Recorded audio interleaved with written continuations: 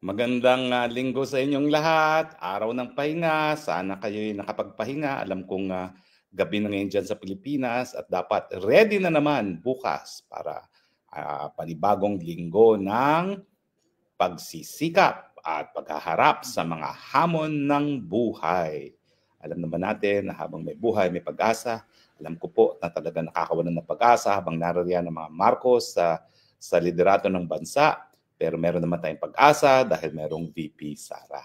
So hang in there, talaga naman pong pagsubok talaga ang bawat oras na hinaharap natin, but God is good because He has given us life. At habang tayo nabubuhay, meron tayong mga pag-asa, mga people. So dapat hang in there, kapit-bisig tayo at harapin natin lahat ng pagsubok sa buhay na napakadaming pagsubok dyan po sa bansang Pilipinas.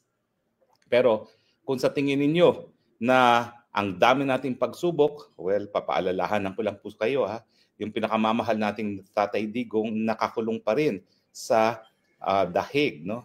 Halos 140 days na nakalipas mula siya ng kinidnap at siya nakakulong pa rin at alam din natin ang pinakasusuklaman niya ay yung siya ay huhusgahan ng mga dayuhan para sa mga krimen na di umano ay nangyari sa Pilipinas na isang paglabag sa ating pagiging soberenyang bansa. Well, yan na naman kung pag-uusapan natin, no? Updates from The Hague.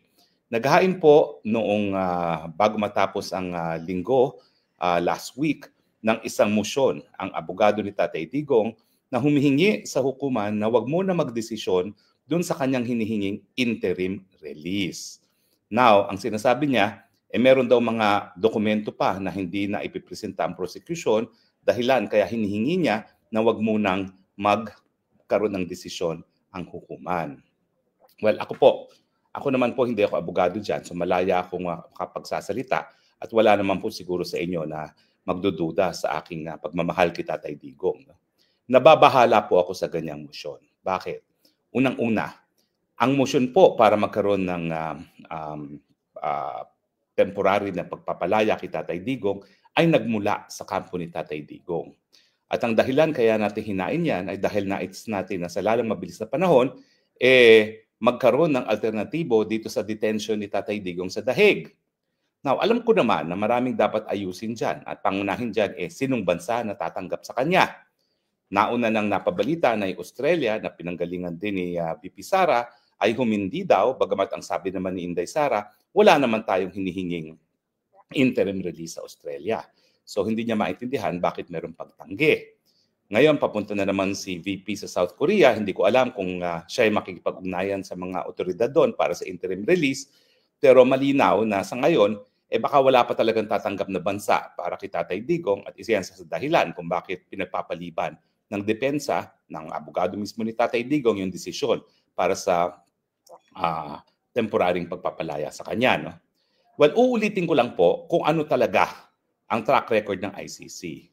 Ang track record po, wala silang kahit sinong binigyan ng temporary liberty habang dinidinig, at least kung yung mga nasasakdal ng war crimes at crimes against humanity.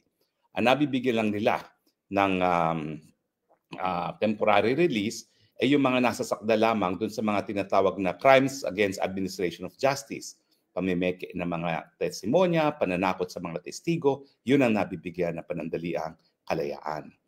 Pero pagdating sa core crimes, yung mga crimes against humanity at war crimes, wala silang nabibigyan. Siyempre, sinabi ko na nung minsan, na ulitin ko, hindi ito makatarungan. Kasi ang proseso sa ICC, nakakulong ka na, wala pang probable cause. Kasi yung probable cause, yan ay pagdedesisyonan pa lamang ng pre-trial chamber pagdating ng confirmation of charges. At pagdating naman kay Tatay Digong, abay, tinakda ang confirmation of charges 6 na buwan matapos siyang makidnap. So yung 6 na buwan na siya nakakulong papunta ng confirmation of charges, ay wala siyang kalayaan and yet wala pa siyang kaso ni wala pang probable cause. At sa Pilipinas nga, hindi naman po pwedeng makulong ang isang tao hanggang walang probable cause na nadesisyonan ng mga piskal matapos ang preliminary investigation. Pero dito po sa dahig, yung preliminary investigation, hindi po para sa probable cause. Ito ay for good reasons lamang para mag-issue ng warrant of arrest. At doon pa sa confirmation of charges, malalaman kung may probable cause. Kaya sinasabi ko na hindi makatarungan ang sa ICC kasi nga po, wala pang probable cause, wala ring temporary release ang mga akusado. Hindi tama yun. Kung wala pang probable cause, dapat wala munang nakakulong.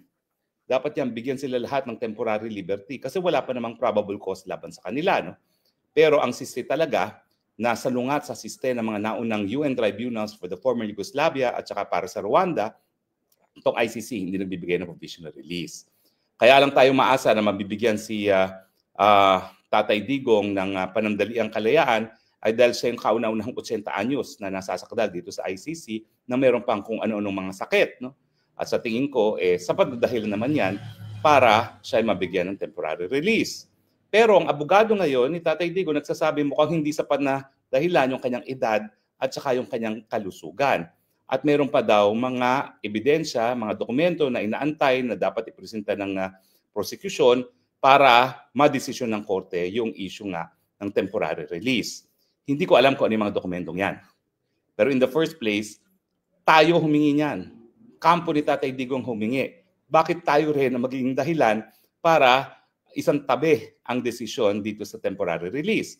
Well, syempre, isa lang ang naiisip ko kaya ginawa ito ng mga abogado na hindi mapagbibigyan ang temporary release na hiningi natin. Pero sinasabi ko naman talaga ang track record ng ICC, hindi yan nagbibigay ng temporary release. So, hindi naman natin siya sisisihin kung hindi mabibigyan yan.